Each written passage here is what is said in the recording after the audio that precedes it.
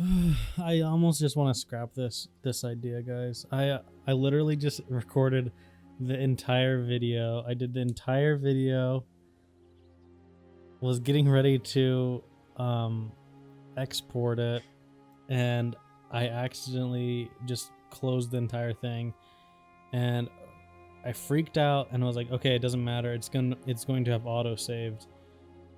But I yeah, I don't know. I can't find it in my auto saves. Um so it looks like we're creating this video all over again.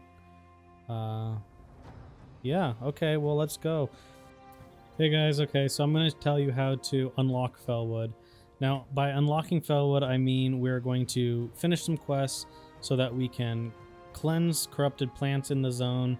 We can pick up corrupted soul shards in order to get more plant salve, and we can also make our way in and out of the Furbog Cave to the north safely, and we will not be attacked by the Timbermaw Hold Furbogs every single time. So let's just get right into it. So the first thing we do is we head down to the south, where there is a female Tauren who is going to give us a quest called Cleansing Felwood. Once we pick up that quest, we are going to make our way to the north, and in the north there is a cave in Iron Tree Woods. So once we've made it up to this cave in the north, we are going to kill these moss flayers. Now these flayers will drop blood ambers, and we need 15 of them until we need 15 of these blood ambers before we can head back to our Tauren friend. Alright guys, so now that we are done with that portion of the quest, we head back to the Tauren and we're going to turn in the Cleansing Felwood quest. Now, after that, she is going to give us the option to pick up Cenarian Beacon. This will allow us to collect corrupted soul shards off of mobs in Felwood. Now, once we have collected these soul shards, we can then return to her, and she will trade those soul shards for some Cenarian plant salve, which will help us later on down the road. So once we've finished that portion of the quest, what we're going to do is we are actually going to head south a little bit more down the road and make our way to a friendly furbog that's on the side of the road. He is going to give us a quest called Timbermaw Ally, which has us kill 6 of each kind of furbog in the area. Now we just head towards the west a bit, and we're going to come across furbog camp, and this is where all those mobs are. So this is a great quest that you can be doing at like level 50, and this quest is going to help you farm a little bit of that Timbermaw rep. Like I said, we want to get our Timbermaw rep up high enough that we go from hostile to unfriendly.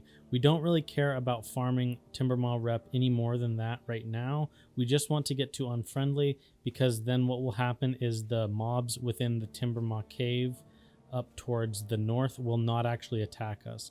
This way we can get in and out of Winter Spring without getting attacked, and we can also get in and out of Moonglade without being attacked. And this is very important, especially if you're a druid, as we use the Moonglade teleport a lot. So as you can see, I'm just killing these mobs. We have to be careful because the gardener mobs, they do heal, and they will heal their allies. So make sure you don't pull too many, and if you do, focus down the gardeners first. They also have a really obnoxious curse that reduces your healing by, I believe, 75%, but it could be 50%. Either way, it's extremely annoying, and if you don't have a decurse and you're a healer, it could be super obnoxious. That being said, we're just going to finish this quest, and then we're going to head back to that furbog and turn it in. Now, at this point, he will give us a quest that has us move more towards the north. Now, this really depends on your level. If you are above level 55, then I would head to the north. If you're below level 55, I would actually stay here in this furbog cave to the west and just continue killing these furbogs in this camp and get your rep that way. The ones to the north are a lot higher level, and they do quite a bit of damage, and they give the same amount of reputation. So like I said, if you're a lower level, stay here and farm them. If you're higher level, move to the north.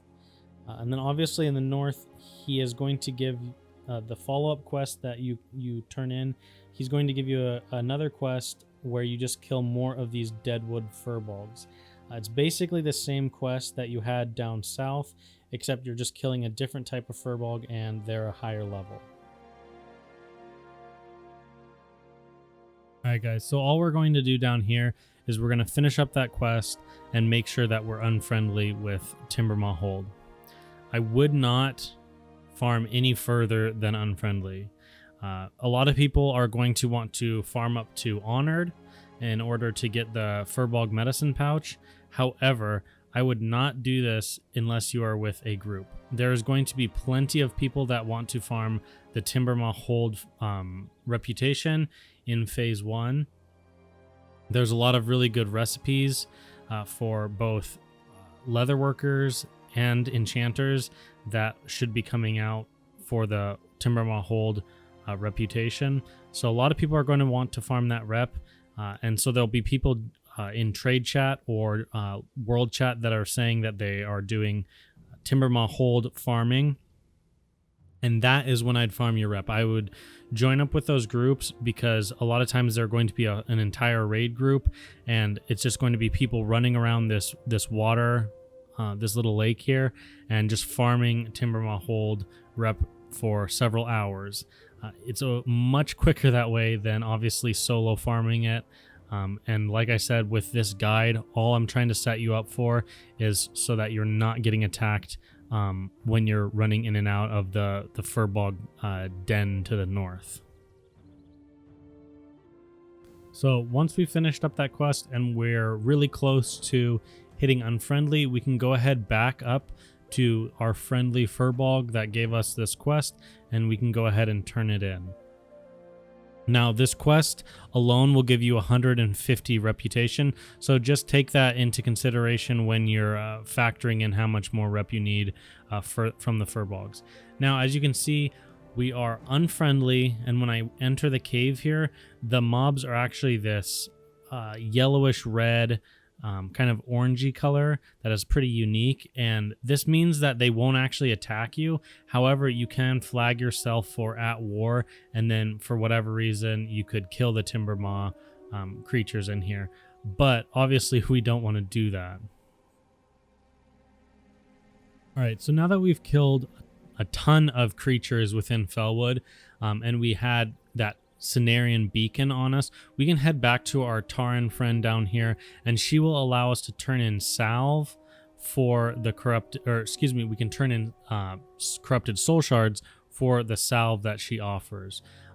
Make sure that you have quite a bit before you head down to her, because she does require 6 for every single turn in.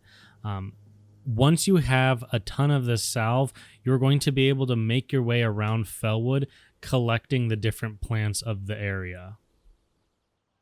So if you watch any of my other videos, a lot of you know that I really like Jadefire Run for farming for demonic runes and just farming for gold in general. So this is just where I'm going to use my example. But at the end of this guide, once you have completed your Furbolg rep, and you've also completed the corrupted plants quest, you'll have enough salve in your bags to be able to cleanse these corrupted plants within Felwood.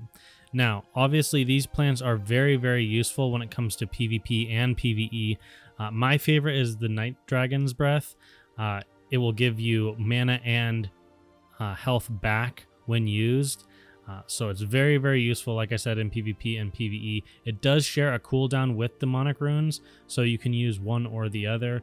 Demonic runes are going to give you a little bit more mana back, but at the expense of health. So like I said, that one, the Night Dragon's Breath, is really nice in PvP.